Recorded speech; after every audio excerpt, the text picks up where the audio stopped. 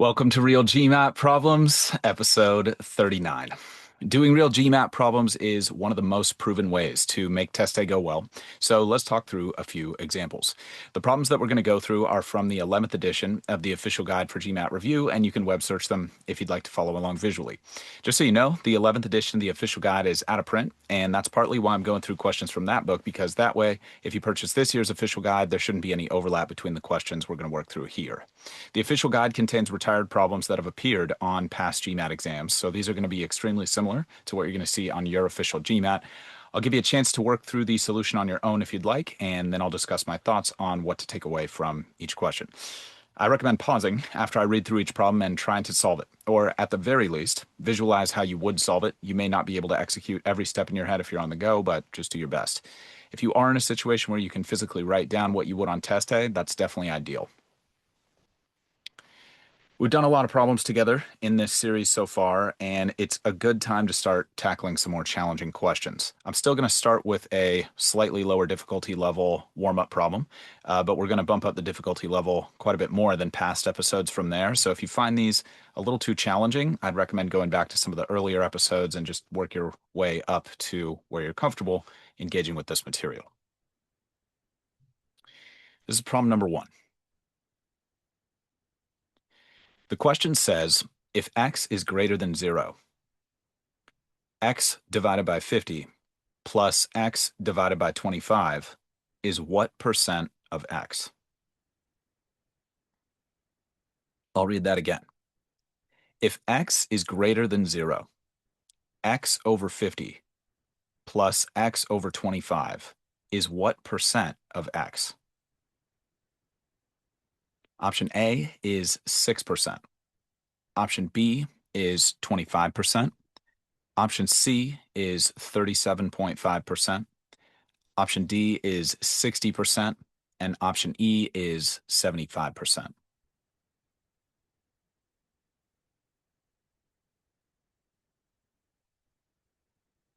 Again, recommend pausing and getting as far as you can. I'm just going to jump into my commentary.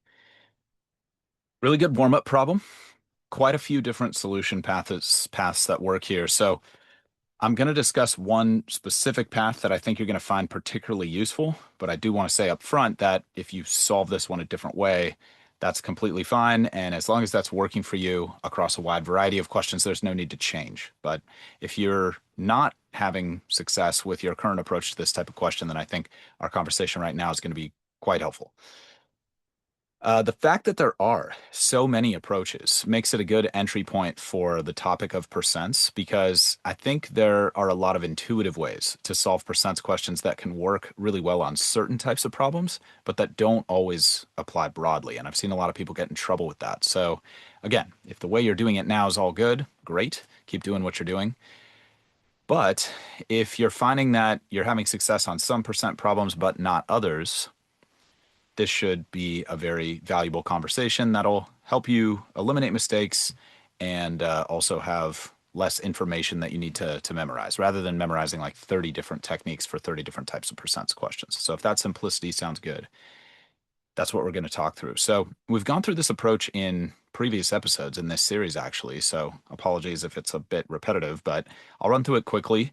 And if you're new here, that should be helpful. And if you have been around for a while, then hopefully it's a good refresher. So in any percent word problem on the GMAT, certain words are always going to represent the same operations. For example, the word of always means multiply. The words is, are, were, and was are always going to mean equals. The word percent always means divide by 100. And the word what always means make a new variable, a variable that hasn't appeared in the problem already. So I want to reiterate, that's for percent word problems on the GMAT. That's not in 100% of cases in life, and it's not even every word problem on the GMAT itself. It's percent word problems, okay? So make sure that you're applying it in that situation. It can sometimes apply more broadly, but it does not always apply. So when I'm saying the word always, I'm talking about the limited scope of percent word problems. But there are quite a few percent word problems on virtually everybody's GMAT these days. So it's a good one to have in your toolkit. I like this approach for a lot of reasons, actually, but simplicity is a big one. Anytime we can keep our approach simple, even complex questions tend to get easier, and we'll explore that idea more when we get into some of the harder questions. For now, let's take a look at how this system could help us on the current question. First of all, we've got x over 50 plus x over 25. So let's just write that as is. And then we get the word is right after that in the question text. So to the right of x over 50 plus x over 25, I would write equals because is always means equals in percent word problems. After that, we have the word what.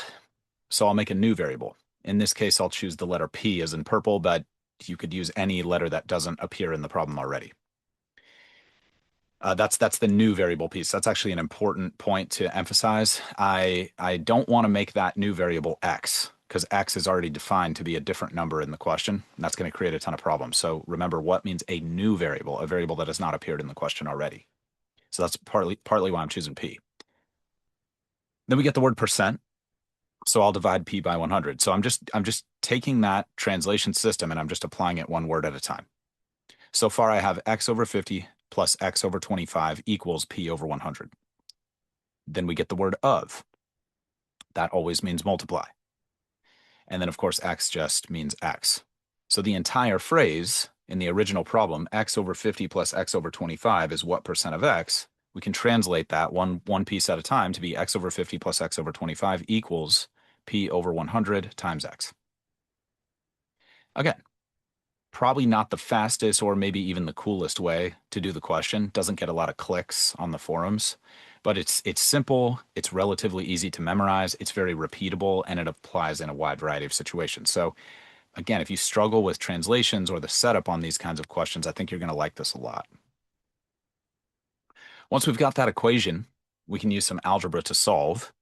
Quick aside, if you're just starting your journey or you feel like you could use a refresher on some basic math concepts, then we've got an entire GMAT Math Basics series linked in the description that I think you're going to find super, super helpful. It's basically what I needed when I was in your shoes starting out, and it had been a couple decades basically since I had done a lot of this stuff. So definitely feel free to work through that and return here when you're ready. There are a lot of ways to execute the algebra. So I'm just going to give one example of what could work, but there's no need to stick to these steps if you have a way that's already working well for you. So let's start by consolidating the fractions x over 50 plus x over 25. I'll create a common denominator of 50 by multiplying x over 25 by 2 over 2. That gets me x over 50 plus 2x over 50 equals 3x over 50. Now I've got 3x over 50 equals p over 100 times x. Many options here. I'd probably just multiply both sides by 100, though, to get rid of the fractions.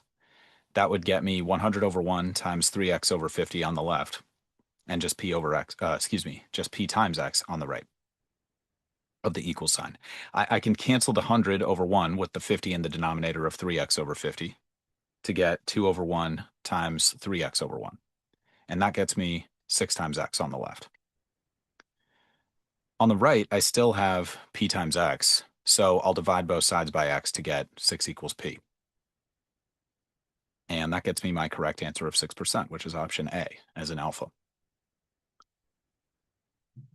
One final time, that's not the only way to do the problem, but it's a really good problem to introduce the technique. And if you have another approach that you like a lot better that works in a wide variety of situations, that's great. That's great. There's no need to change. In terms of wrong answers here, most have just 1 or 2% of us picking them. So my guess is those just represent some math errors or some reading or setup errors, but it doesn't seem super pervasive. And we've probably talked too much about preventing those kinds of mistakes in past episodes of the series. So I'm going to gloss over those for now. And I'm going to wrap up our warm-up problem and we'll jump into some questions you may find a little bit more challenging. If there's anything you want to remember from that question, now's a great time to pause and make a note to self, maybe emailing or texting yourself if you're on the go, and then we'll move forward. Please pause if you want to make that note. And I'm going to jump right into our second question. So going up the difficulty spectrum here, okay? The question says, If m is greater than 0 and x is m% of y, then in terms of m, y is what percent of x? I'll read that again.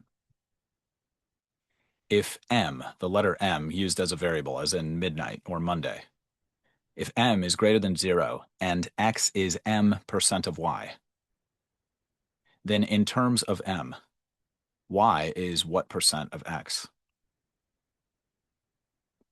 Option A is 100 times m. Option B is 1 divided by 100 times m. Option C is 1 divided by m. Option D is 10 divided by m. And option E is 10,000 divided by m.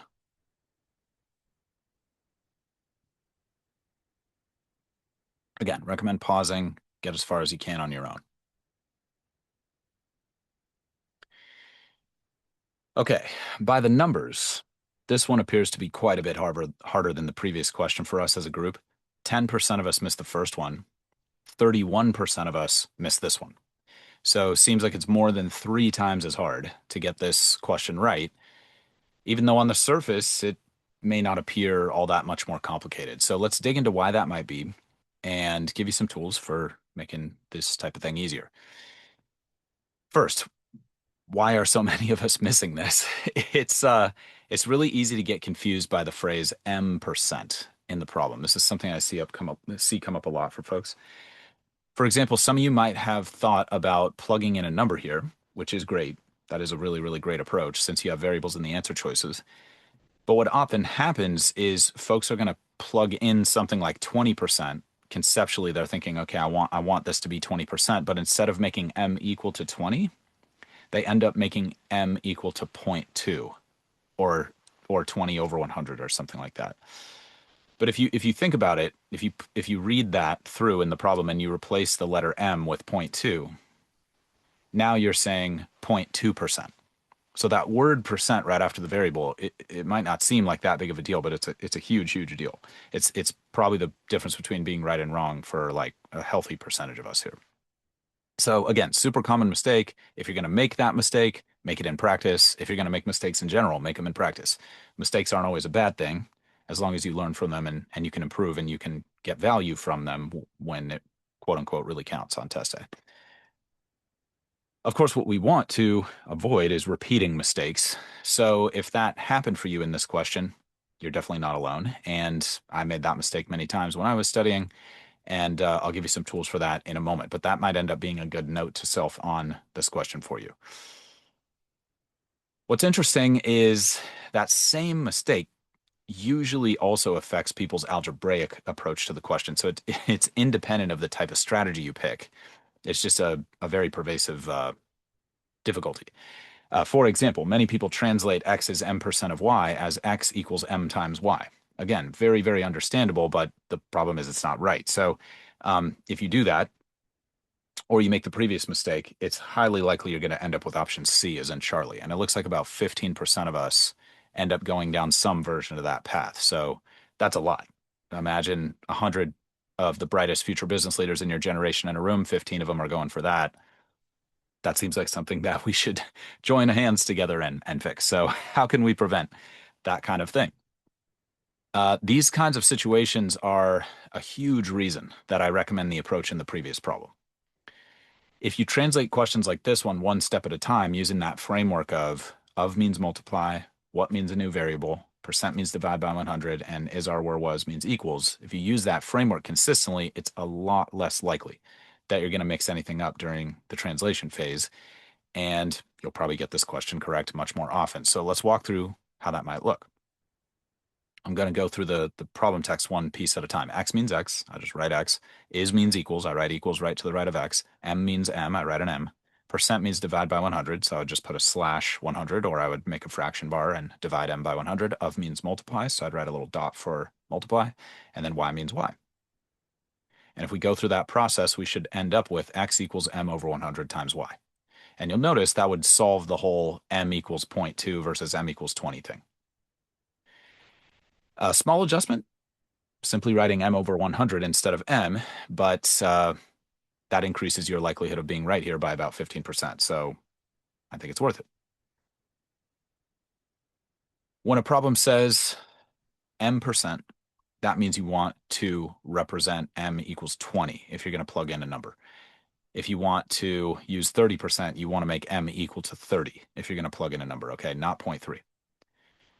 So that'll help you if you're plugging in a number. If you're going to use algebra, then I recommend the technique we just talked through. And again, I like it for the simplicity. Like I don't have to think too much about what I'm doing with m there. It just kind of happens the right way automatically. And that's the kind of system that I like to lean on when I'm under time pressure and the stakes are high. Something that's hard to mess up. Um, Note that we can also apply the same technique to the actual question that's being asked, which is y is what percent of x? That just becomes y equals p over 100 times x, p being the new variable I'm creating.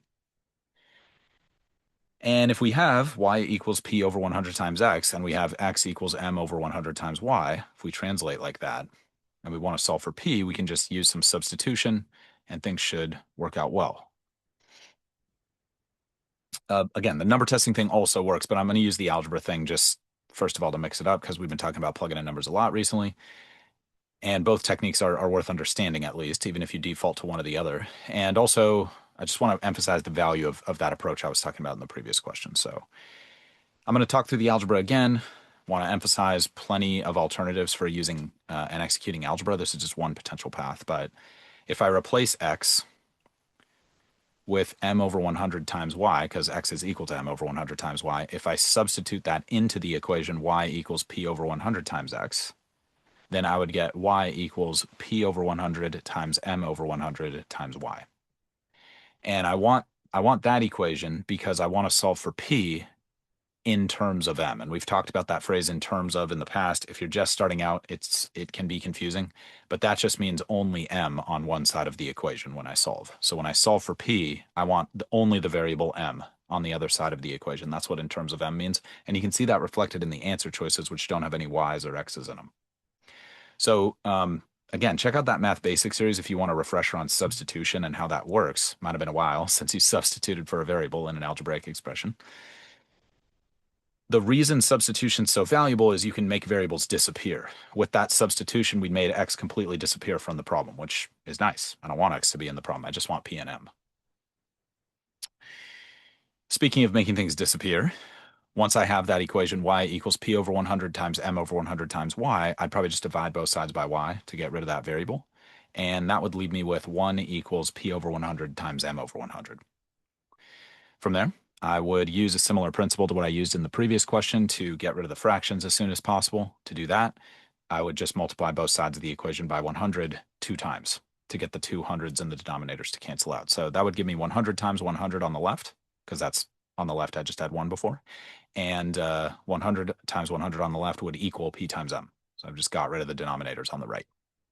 We want to solve for p. That represents the what that the question's asking for. So we'll divide both sides by m to get 10,000 over m equals p. And that leads us to our correct answer, which is option E, as in echo. Like I said earlier, not the only way to do the problem. And if you're having success with your current approach, it's usually best to stick with what works until it stops working broadly or stops working as consistently as you'd like to. But if you were totally stuck on this one, or you ended up falling into one of the many traps, I only talked about one of the traps, but there's a couple others here, then I'd recommend adopting the translation technique I just walked through. The reason I'm not going through those other traps is they basically just come back to the exact same takeaway of like, use the technique I talked you through. And I didn't want to be too heavy-handed with my advice there. I guess I want to be the right amount of heavy-handed with my advice. Again, if there is a note to self to make for you, then I recommend pausing and making that now, and then we will wrap up with one more question that's, I think, comparably challenging.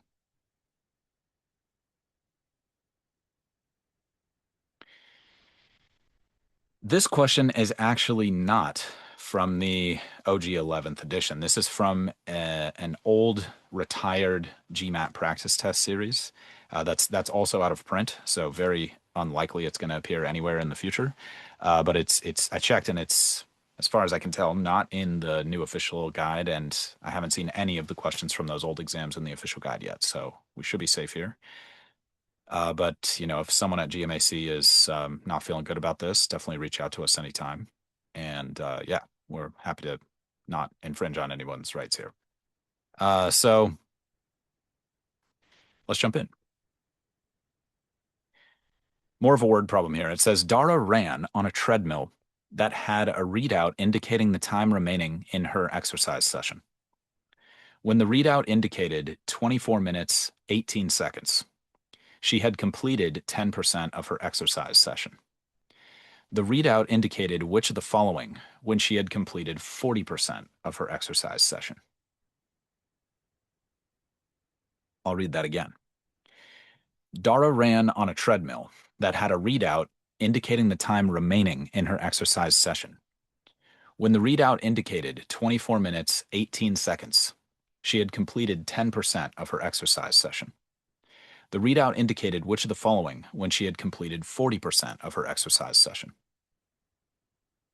Option A, 10 minutes, 48 seconds. Option B, 14 minutes, 52 seconds. Option C, 14 minutes, 58 seconds. Option D, 16 minutes, 6 seconds. Option E, 16 minutes, 12 seconds.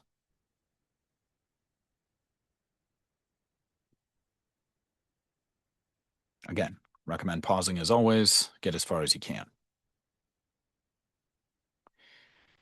So, we set up a strong translation algorithm for percents. This problem explores a somewhat different issue. So I wanted to include this here so that you're not thinking that the first technique is like a silver bullet, like it's going to solve every single percents question you ever see. It won't. But for percent translations questions, similar to the previous two, which are highly likely to come up on your official GMAT, that works great. But again, don't want you coming away from the episode being like, oh, cool, if I just memorize this, I'm going to get every percent word problem right. Not quite, not quite. I want you to know there's other stuff out there. There's not a ton of other stuff, but there's a couple things, and so this will be a good way to discuss one of the other things. It's a great example of a problem that takes a kind of a different path toward being challenging. So by the numbers, it's a similar difficulty level to the previous one. One note is people tend to take a lot longer on this question on average. I think the average time to the correct answer on this one's 2 minutes and 37 seconds, where on the previous one it's 1 minute and 58 seconds. So not a huge surprise that we've got the unit conversion here that we don't have in the previous one. And unit conversions usually are time intensive, especially because we don't have a calculator on the quant section. So we've got to do a lot of that by hand. I'll have some advice for you on that in a minute. But in terms of the right-wrong mix, it's in the same ballpark. So what's happening here is instead of using some tricky wording to test whether we're dividing by 100 or not, this question uses some tricky wording to test whether we're paying attention to things like remaining versus elapsed time. So it's really testing us on our attention to detail. And it can be difficult to have great attention to detail, especially under time pressure. So it's a good challenge. Ultimately, it's going to make you better at virtually everything that you do. But it may be a struggle until you adapt to that and get some technique under your belt and get some experience under your belt. So that's why we're here now. Some simple tools, again, will do the trick for us here. First of all, really easy question to get wrong here. The unit conversion piece of having to deal with minutes and seconds really messes with a lot of people. And that's before we even get caught up with the whole completion percentage versus actual percentage of the sessions she's already, that she has remaining. So it's kind of a couple pitfalls. One of the simplest ways to combat that kind of complexity and that kind of trickery is just to do a good job writing what's given and asked and remain as organized as possible as you solve. And if you've listened to any of the episodes in this Real GMAT problem series, then you've heard me say that a great deal. And that's because, I mean, if I had to pick one or two things, I guess if I had to pick one thing on the quant section that would make the biggest difference for everybody I've ever worked with, it's just writing what's given and asked super consistently. As crazy as that might sound, it's like, really? It's totally fine if you have some disbelief about that. But most of you know how to learn basic material. Like that's what you've been doing your entire academic career, memorizing things, rehearsing things, building skills with basic content areas. Like that's very familiar. The execution piece under time pressure that's usually less familiar. There's usually way more time pressure and way more trickery on the GMAT than any test most of us have taken up until this point in our lives. That's the situation I was in back when I was in your shoes, and it took me way too long to figure out all these principles. And yeah, I don't want you to have to suffer like I did. So anyway, simple principles, but really powerful. In unit change problems, being organized and writing what's given and asked usually just means being diligent about writing the units as you progress through each step of the problem. The good news here is that if you execute well, there's a high probability of success. The bad news is that if one detail slips through the cracks, then it can lead us down a very wrong path. So let's work on building some good habits together. Again, this is just practice, it's not the real thing. And building habits and practice is generally the key to great execution on test day. If you're practicing great execution before test day, highly likely you'll have great execution on test day. So let's start by writing what's given. We're told the remaining time is displayed, and that's really important. It's probably worth emphasizing somehow when you're writing it down. It's not the elapsed time, it's the remaining time. So we're then told that 24 minutes and 18 seconds is remaining when she's completed 10% of the workout. And that's also really important because that means that 24 minutes and 18 seconds represents 90% of the total workout duration. And it seems like a decent number of us get to that point based on the miss-make ratio. But yeah, it's a very, very easy thing to mix up in percents in general. Unfortunately, for many of us, that's not the only twist in this one. We want the readout when she's completed 40% of the workout. So we just were talking about what's given in the problem. Now we're talking about what's asked. And it looks like a lot of us do the first step right, where we can figure out that 24:18 is 90% of the workout, but then we calculate the total and then we multiply that by 40%. And that would get us to option A as an alpha, which unfortunately is not the right answer. And it looks like about 12% of us are going down that path. So let's work on that. Part of the reason it's so important to write down that the displayed time is the time remaining is that the question asks for the displayed time when she's completed 40% of the workout. It does not ask for the elapsed time when she's completed 40% of the workout. So what percent of the workout is remaining when she's completed 40% of it? Of course, 60%. And if you take 90% of the total and set that equal to 24:18, and I'm going to gloss over some of the unit conversion and computation for a moment, just stay at the high level. If we solve for the total time of the workout by doing that, then we need to calculate 60% of that total, not 40%. And that would get us to the right answer here, which is E, as in echo, 16 minutes, 12 seconds. Now, if you're on the go, it's probably going to be a little tough to fit all that computation into your head, but there are some tricks and shortcuts you can use. And if you're feeling good with those, that's great. It's not critical to grind it out on the numbers on this one, but based on the incorrect distribution percentages, it looks like the setup and the problem comprehension is the issue for most of us. So I want to remain focused on that, not the kind of like details of how to do the math. I'll have a little bit to say about that in a moment, but I'm not going to go through all the unit conversions live. More on that in a second. So if you struggle with the computation, meaning the unit conversions are tough, then the best simple advice I can give you is just write your units down with each step of computation. I said that already, but it bears repeating. You don't have to love it, meaning it's fine to resist doing it. Like, oh man, this is such a waste of time. This isn't getting me any value. I need to be faster. The clock's ticking down. I got to get this thing done. You know, that's a really, really common mindset. And you're coming from a good place with that mindset. Obviously, you want to perform as well as you can, as quickly as you can. But usually when people start prioritizing speed, they're not prioritizing performing well anymore, and there's a tension there. In fact, we've got a whole episode on how to balance speed and attention to detail. It's called How to Get Faster at GMAT Focus Questions. We'll link that below. Let me just make a note here